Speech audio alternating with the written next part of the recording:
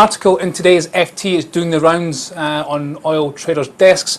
Oil price shock, but not as we know it.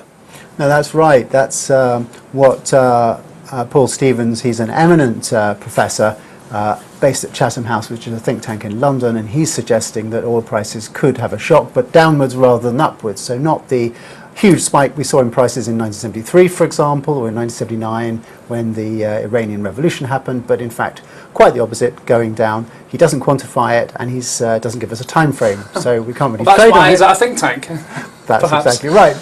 But he's got a point, because he's talking about demand and the way prices affect demand. What he's saying is that very high prices that we've really seen over the last 2-3 years, you know, $100 a barrel or more for quite some sustained time, has undermined consumption, and it's changing the way governments look at prices. For example, in the Middle East, many of the subsidies on oil, many of the populations in the Middle East have been not facing real world oil prices at all.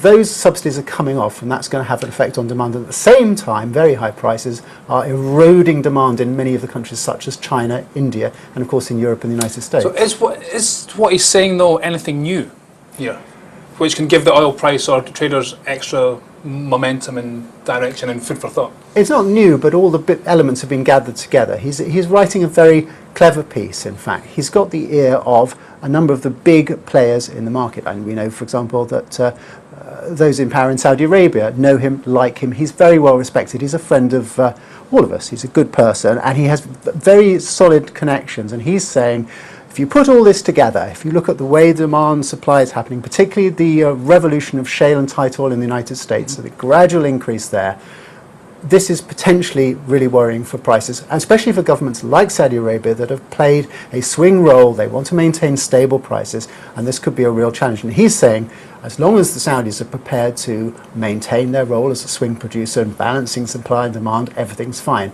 But the pain eventually may get too much. Don't forget, Saudi Arabia, like all the other governments in the Middle East, have been facing increasing pressures. Social pressures. Exactly, and that has raised their cost. That means that their cost thresholds have gone up.